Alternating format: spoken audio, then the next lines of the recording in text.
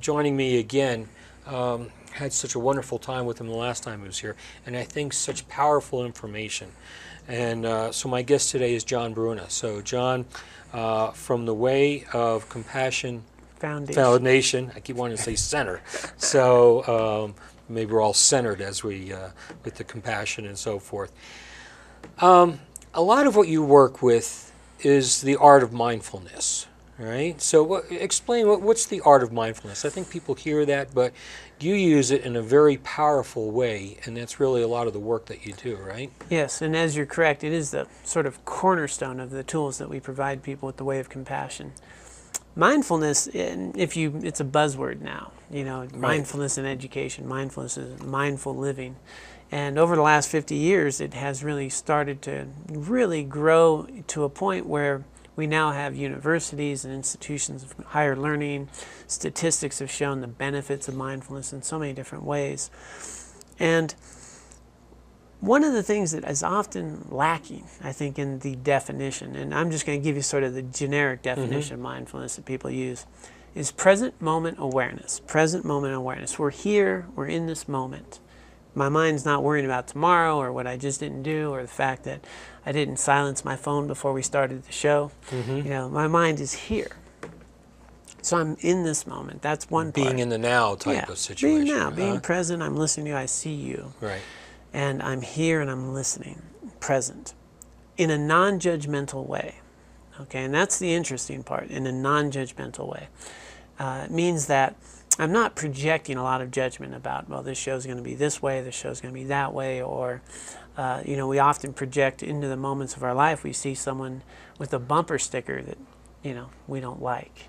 We already project, oh, this person's an idiot, or this. Right. I don't even know the person. Right. All I know could is be driving your mother's car or something like that. We have no idea. Okay. But we fill our life with, we just fill in, we project, and then things happen and we react. And without ever even, first off, being present. Most of the time we're not here, right? How many times, see if this sounds familiar with anybody out there. I don't know where my car keys are. You know, where was that piece of paper? I had it just a minute ago. Right. What was your name? What were we just talking about? Yeah. We think we forgot where we put the car keys. We think we forgot where we put the piece of paper. We weren't there when we put it down. We weren't there when we put the car. Our mind was somewhere else. Right. I mean, a lot of times, you know, people will be talking with someone and they've got chatter or they're thinking about what they're going to be saying, you know, they heard someone say something, and then they're going to project, or they're already thinking about what they're going to say, as opposed to being there and really connecting with the person and taking in what that person is saying.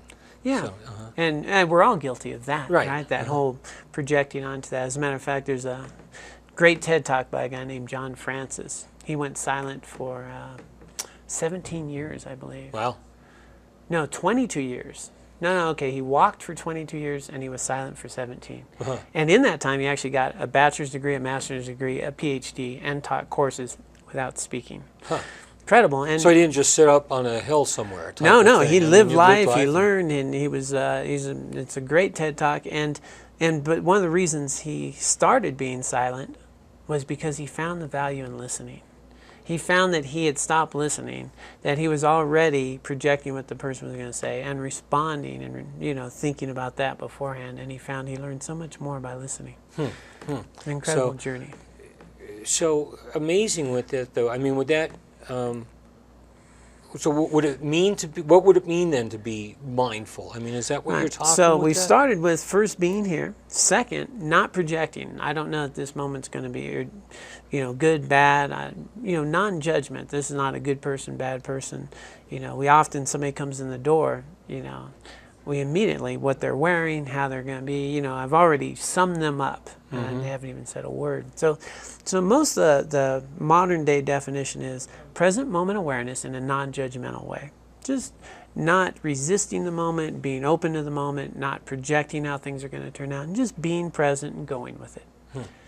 And that's really good. It's very important. And just those 2 points produce incredible amount of research for overall health, reduced stress, the mindfulness-based stress reduction that's so famous now, and all that is really based on learning to be present and learning how to not judge a moment. Yeah. But it's missing its key component. And in mindfulness, at its core, is exactly this. Mindfulness, when it arises, is a quote out of an old Dharmic text, when it arises, traces beneficial tendencies and unbeneficial tendencies. Thus, one who's practicing mindfulness enhances, increases beneficial tendencies in their life and decreases non-beneficial tendencies. Wow. So discernment is critical. We're not judging things as good or bad, but we are discerning what's healthy and what's not healthy. What's a good way to respond? What's a way to respond to this situation as it is in a way that's going to be beneficial to myself and others? Wow. Okay. So there's a combination of things going on. But again, it's the power of being in the moment type of situation. And that was a lot. I mean, I was like, wow. It was. Yeah, there's a lot there. To that. There's right? a lot to unpack. But first, we have to be here. And our problem is most of our life we're not even present for. Mm-hmm. You know, the busyness. You know, we wake up, we got the coffee going. You know, the list of things to do. People don't know where their car keys are. We're running out. Some people go to their car 2 or 3 times because they left something in the house. And we're driving, and we don't even know how we got to work. Mm-hmm. We're not even present in most of our life. You know, that's the sad truth. So number one is first become present. So is that a conscious choice then? Well, is that, I mean, because what you were talking about makes me think, you know, there's conscious and subconscious, and you have the subconscious, which is so much more powerful than the conscious. Mm-hmm. And that subconscious takes control and just gets us going to work, and we don't even realize that we're sitting at work and, you know, forgot about brushing our teeth type of thing. Yeah. Or forgot that we did brush our teeth. Yeah. We weren't even there when we brushed them. Yeah. Isn't that amazing?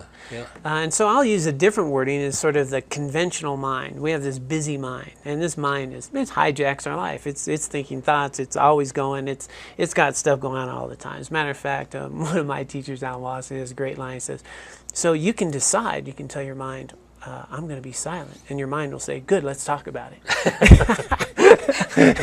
Right. You know? Well, and there is that challenge, right? I mean, but that's really the challenge of this mindfulness. Right. Because you can say, I want to be mindful, but okay, so your other mind is saying, well, let's talk about it. Right, let's talk about that. Right, so how do we do that? So Yeah. we train the mind. Okay. So mind training, and that's where meditation comes in. So meditation is the tool to start training the mind to attend to that which I choose to attend to. You know, at our deepest level, it's kind of interesting, and I'll just a quick analogy. I taught inner city high schools, I've worked with gang kids, I've worked with all types of populations and counseling and so forth.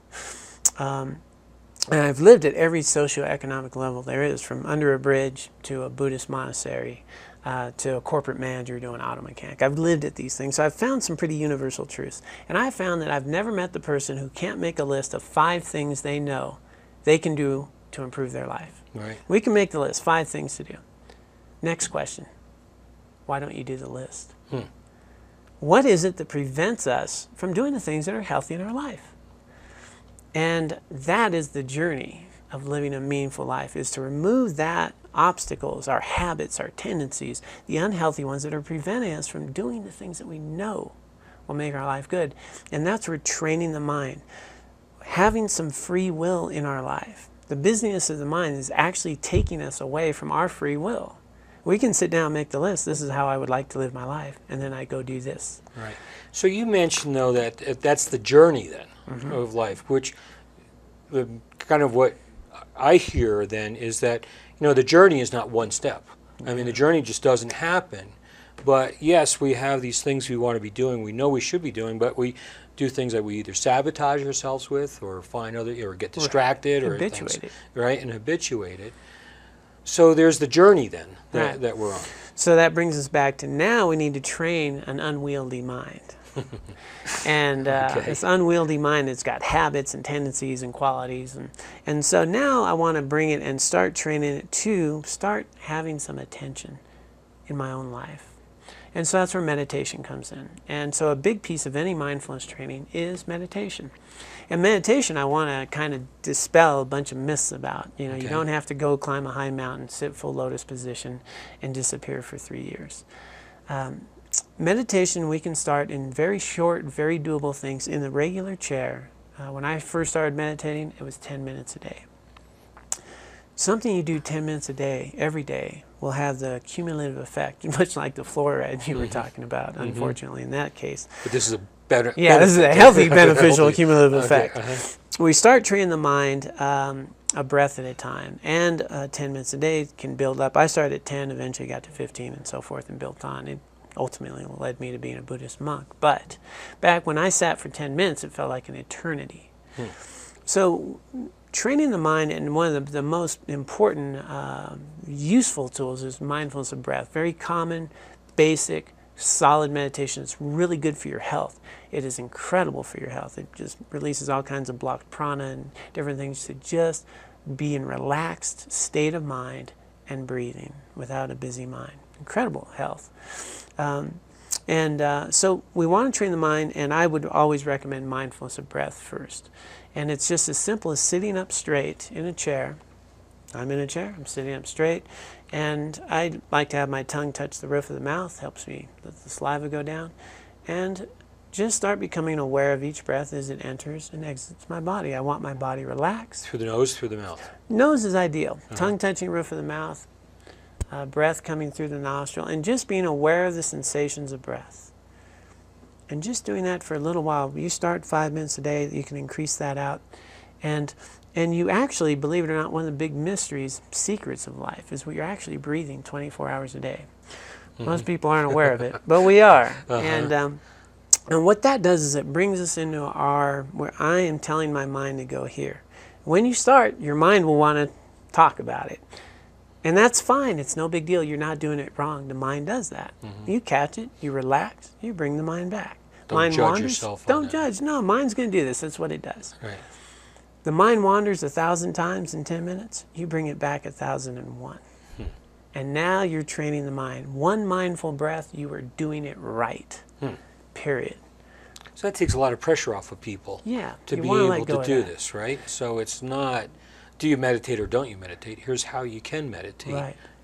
easily and build upon that. A breath at a time. One mindful breath, you're doing it right. Wow. And pretty soon there'll be 2. Pretty soon there'll be 3. And if you do it consistently, you start now, my mind's starting to go where I'm placing it. Now this is going to help you if you're reading a book. This is going to help you if you're studying in school. This is going to help you with your grandkids. This is going to help you in your profession. Because now you can actually expand your attention. And you're going to remember people's names because you were there when you met them. You're going to, the interesting thing is mindfulness, what we call sati in Sanskrit, is translated as mindfulness, is really related to a state of non-forgetfulness. Wow.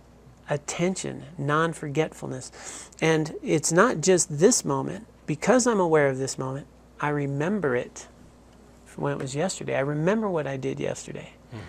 Because I'm aware in this moment and I'm making plans for the future, prospective memory, that increases. I know I have an appointment at 4 o'clock because I was there when I made the appointment.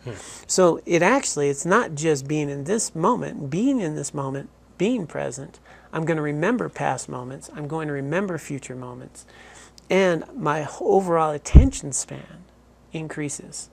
So what we're talking about is the foundation for a mindful life then. Right. All right. So as you're going, you're able to affect different aspects of your life. You remember where your car keys are. You remember you have an appointment. You remember you have this to do because you're in the moment when you're making those choices or discerning. Discerning, I thought, was interesting. Right, so we hadn't got to that. So first, now we're here. Now that I'm here, I want to start seeing things clearly. And I want to be able to respond to things in healthy ways. So I need to learn a couple things, like the difference between emotions and me, for one. A lot of people think, I'm really happy, I'm really annoyed, I'm really sad. And you're none of those things. Happiness will come and go, you'll still be here. Annoyed will come and go, you'll still be here. Right. just understand that our range of emotions and stuff are temporary and permanent states of mind that will come and go. Right. What's important in life then is, how do I respond to these events that have triggered an emotion in a healthy way? Understanding that when we're in an emotion, we're fused with it. I identify with that emotion. It creates a lot of trouble in my life. That's just straight psychology. Emotions entangle us and we can't see clearly. So, for example, when your friend tells you and needs some advice, it's really easy to give advice. Oh, you should stop doing that. What are you doing with that guy anyway, It's clear because I'm not emotionally involved. In our own life, we become emotionally involved. We can't see clearly. Right. So mindfulness starts when you're mindful. You can start to observe and discern that feelings, thoughts, emotions, sensations in my body will come and go. But I have this observing part of me, this conscious part of me, that is now discerning and seeing what are healthy and unhealthy responses. It's an observer of these things. And training that to see clearly and wisely then gives a gap of time between an emotion being triggered, where I react, to being aware an emotion is arising, seeing the situation beyond the emotion, and what's a healthy way to respond to this. And that's the real gift of mindfulness in that sense. Wow. And something that jumped out at me there is, the words I am are probably as powerful, if not some of the most powerful words that we speak. So I am happy, as long as you're saying that with mindfulness and consciousness, as opposed to just saying, oh, I'm happy. How are you doing? Oh, I'm happy. But the power of the words that we use, well, how are you doing? Well, I'm sad. Well, I'm this. I am this, People are not even mindful about the words that they're choosing a lot of the times. Right. Because those words, or even the questions we're asking, people aren't aware of, and how powerful those words and questions can be. So you start bringing this all together. Right, and you see how it limits us as individuals too. Like for example, I'm sure you work in the field as in being a physician. Just the idea: have you met people that were allergic to something and then they stopped being allergic to something? Right. Right. Sure. Well, I'm allergic to cats, or I'm allergic to strawberries. Well, that allergy can change, but if I keep saying I'm allergic to it, guess what? I'm always going to be allergic to it. Right. Right. I'm limited. Or I'm not good with language. Guess what? You won't be good at language. Yeah, I'm not good in whatever, fill in the blank, right? Yeah, and most of the decisions, just developmentally, that we've learned about ourselves, most of the personality traits, I'm funny, I'm smart, I'm this, I'm that, my personality traits are developed before we're 7 years old. Right. We're not a very good judge back then. Well, and some of the work that I do ties in with the development of the brain and the subconscious, that at that time in our lives, the brain developmentally that's the part of the brain that's forming. Let me ask you here, because we're into our last moments. First of all, how do people get a hold of you? Okay, the Way of Compassion Foundation has a website called wayofcompassion.org. And we're a nonprofit organization. We provide retreats, workshops, trainings, and all of them are done on a free will offering basis. I live here in Carbondale. We actually have weekly Dharma talks and meditations at the 3rd Street Center there. And when are those? Those are on Wednesday nights at 5:30. At the PAC 3? Yeah, 3rd Street Center. 3rd Street Center? Where the other grassroots station is. Right. We're working on getting that one going, I believe. So you have those so people can come in and I'm going to say experience it, but not only that, but surround themselves with other mindful people. And I think that there's that collective consciousness, if you will, of people, and you start, get in that energy, right? Right. You're creating an environment that's supportive of the idea of a lot of potential in our life. Yeah. And starting to see things clearly. Wow. Yeah. So, and one of the things too is that I think one of the powers, because my understanding, what we've spoken about before, is you've come from a very difficult, I'm going to say opposite way, I mean challenging, living under a bridge. I think you mentioned different substances or violence and different, and you've changed your life. Right. So for people who are out there wondering where they can go, maybe they don't have the money, maybe they don't have the wherewithal, or they want to go to counseling or something. Here's another option for people to take responsibility for their own lives, join you in this way of compassion here, that people could really make a powerful change in their lives then, right? Yeah, we certainly hope so. And just the word compassion is really the desire to remove suffering from the world, yourself and others. Right. So yeah. Because we are all connected with it. Yeah, and how can we remove suffering and find some meaningful happiness in our life? Wow. Well, so I just think that it's so wonderful. And again, we're even down to short story. How'd you get here in the valley, though? I met a girl. Oh, really? Okay. I met a girl, a wonderful woman, Laura Bartels, here in the valley. Oh, great. Yeah. So, well, again, welcome, and so excited to have you here, and thanks for sharing your information, and I hope people will do that. So, my guest today has been John Bruna, and my name is Dr. Tom Lankering. You've been watching Healthy Lifestyles. Thanks, and go out and make it a great day.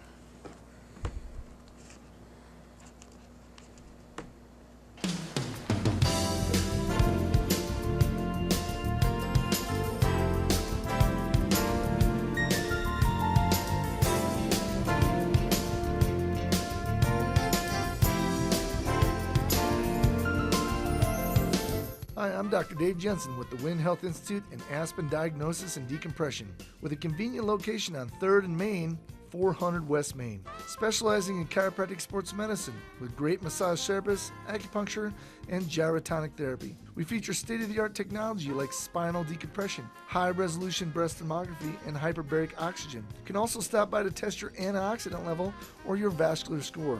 Free lectures at 6 p.m. on Wednesdays, 970-279-4099 or aspendx.com.